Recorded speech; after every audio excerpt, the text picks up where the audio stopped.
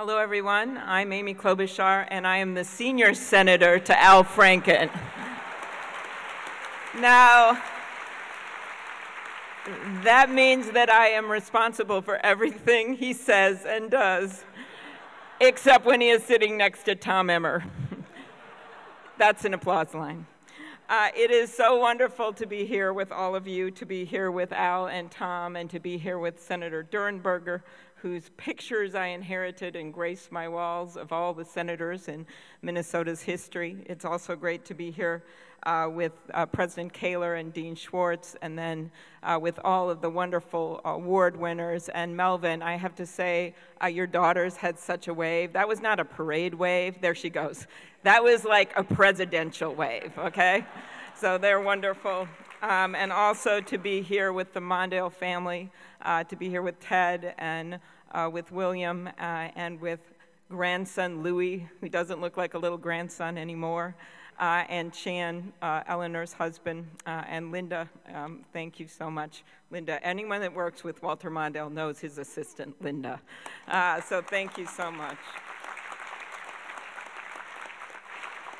And it is truly wonderful to be here to honor someone who has done so much, not just for our state, not just for our country, but for the entire world. And from my perspective, Walter Mondale has been my mentor, and he has been my rock.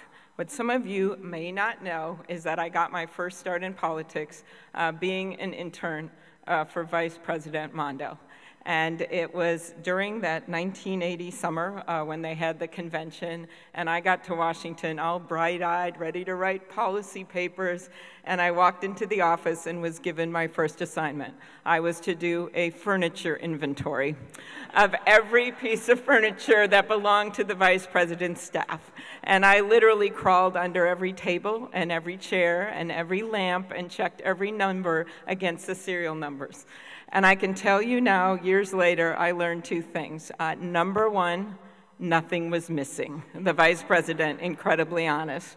But number two, and this is for all those young Humphrey graduates out there, take your job seriously, because that was my first official job in Washington, and this was my second. Now,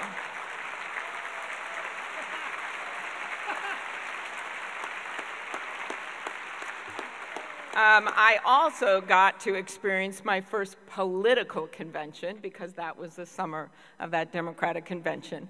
And my assignment as a volunteer with Joan Mondale's intern was to sit outside of the hotel suite of the vice president and all of his staff and open up every wrapped gift that was sent to the vice president. I, to this day, don't know if they screened them in an X-ray.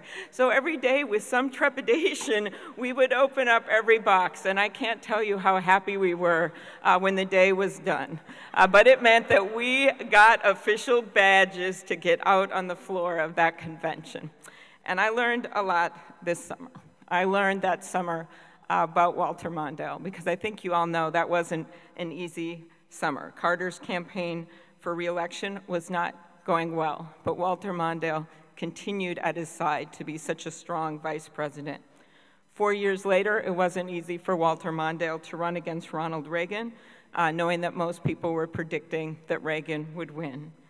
And in 2002, after the tragic death of Minnesota Senator Paul Wellstone, just 11 days before the election that he was expected to win, it wasn't easy for Walter Mondale to choose to come out of retirement and run for Wellstone's sake, for the sake of his party and for the sake of his country.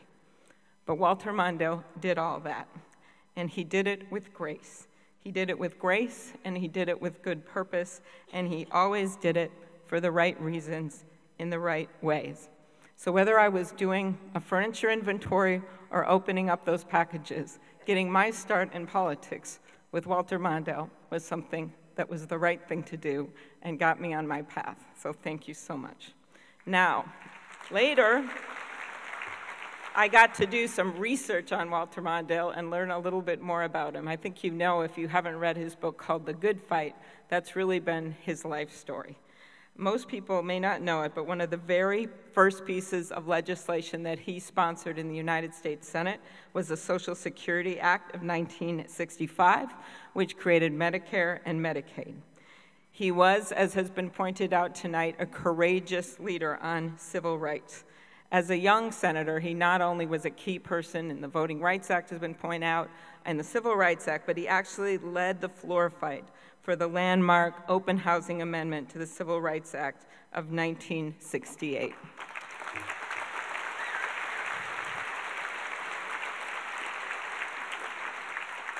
Walter Mondale was a pioneering thinker on family policy and child development. In the early 1970s, he held hearings on child poverty and wrote child development legislation that was far ahead of his time.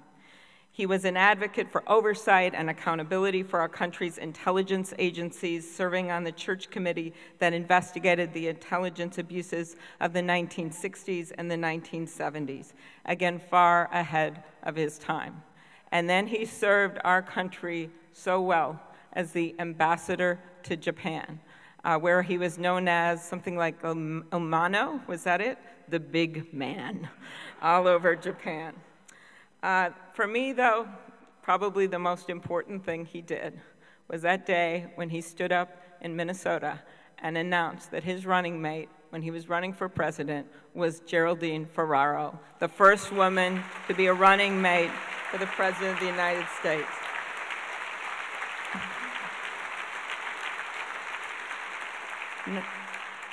Now, I don't think we should be surprised that he made that choice. Think of the strong women in his family. He had Joan, who was known for most of her life as Joan of Arc, right?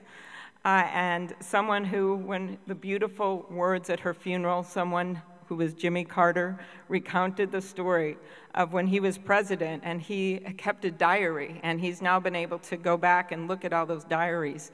And he found that in one particular year, Joan Mondale had talked to him so many times on establishing a commission for the arts and working on funding for the arts that he tabulated that he had met with Joan Mondale more on that subject than he had had meetings on peace in the Mideast. That is a true story.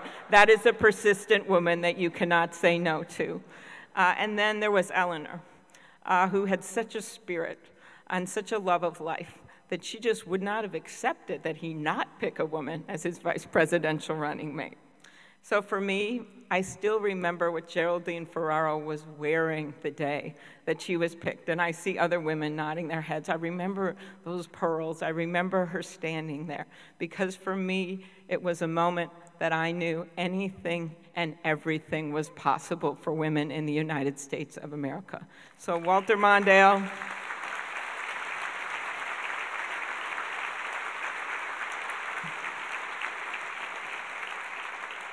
thank you for letting me and Melvin's children and so many people in this room and across this country and world know that anything and everything is possible. Thank you.